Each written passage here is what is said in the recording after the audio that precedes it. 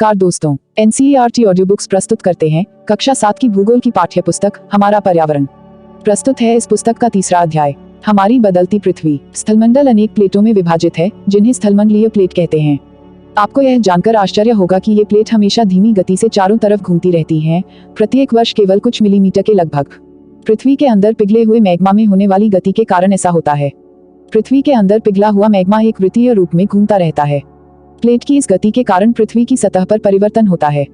पृथ्वी की गति को उन बलों के आधार पर विभाजित किया गया है जिनके कारण ये गतियां उत्पन्न होती हैं।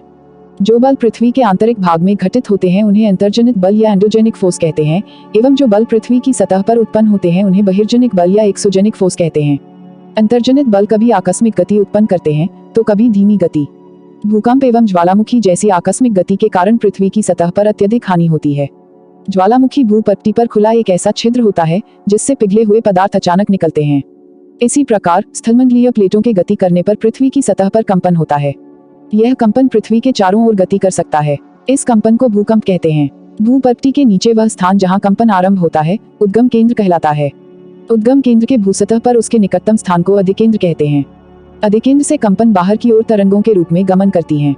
अधिकेंद्र के निकटतम भाग में सर्वाधिक हानि होती है एवं अधिकेंद्र से दूरी बढ़ने के साथ भूकंप की तीव्रता धीरे धीरे कम होती जाती है। यद्यपि भूकंप की भविष्यवाणी संभव नहीं, लेकिन यदि हम पहले से तैयार हों तो इसके प्रभाव को निश्चित रूप से कम किया जा सकता है।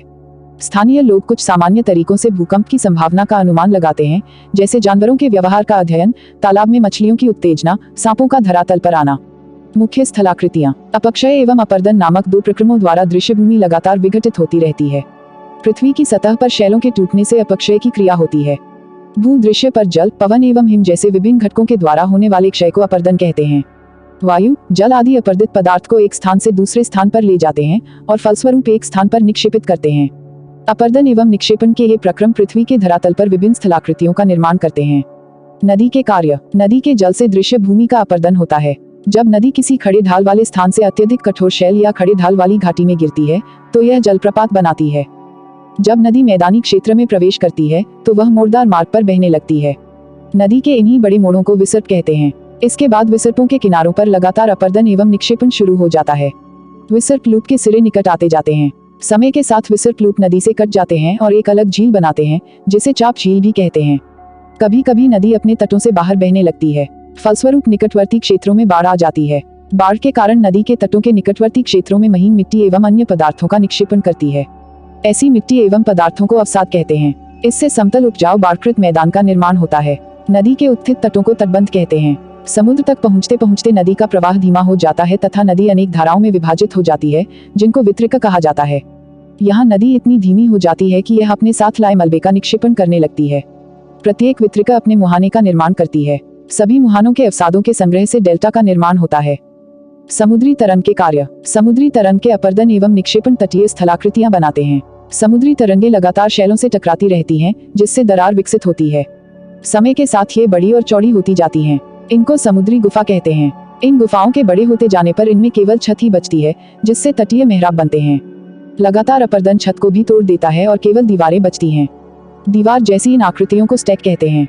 समुद्री जल के ऊपर लगभग ऊर्ध्वाधर उठे हुए ऊंचे शैलीय तटों को समुद्र भृगु कहते हैं। समुद्री तरंगे किनारों पर अवसाद जमाकर समुद्री पुलिन का निर्माण करती हैं।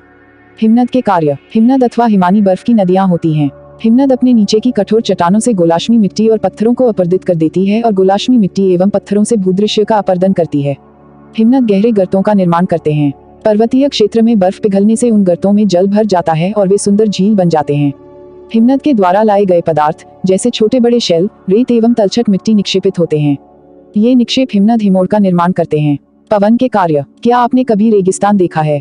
बालू टिब्बे के कुछ चित्र एकत्र करने का प्रयास कीजिए। रेगिस्तान में पवन, अपर्दन एवं निक्षेपण का प्रमुख कारक है। रेगिस्तान में आप छत्रक के आकार के शैल देख सकते हैं, जिन्हें सामान्यतः छत्रक शैल कहते हैं।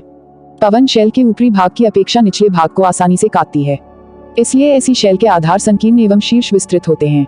पवन चलने पर यह अपने साथ रेत को एक स्थान से दूसरे स्थान पर पहुंचाती है। जब पवन का बहाव रुकता है तो यह रेत गिरकर छोटी पहाड़ी बनाती है। इनको बालू टिब्बा कहते हैं। जब बालू कण महीन एवं हल्के होते हैं तो वायु उनको उठाकर अत्यधिक दूर ले जा सकती है। जब ये बालू कण विस्तृत क्षेत्र में निक्षेपित हो जाते हैं तो इसे लोएस कहते हैं। चीन में विशाल लोएस निक्षेप पाए जाते हैं। हमारी पाठ्य पुस्तक का तीसरा अध्याय यहाँ समाप्त होता है। आपसे अनुरोध है कि इस ऑडियो बुक को ज़्यादा से ज़्यादा शेयर करें। इस ऑडियो बुक से संबंधित यदि कोई शिकायत या सुझाव हो तो आप हमें कमेंट बॉक्स में जरूर लिखें। आपकी प्रतिक्रिया हमारे लिए अति महत्वपूर्ण है ताकि हम आपके लिए इस ऑडियो बुक को और भी बेहतर बना सकें। अब हम आपसे मिलेंगे अगले अध्याय में।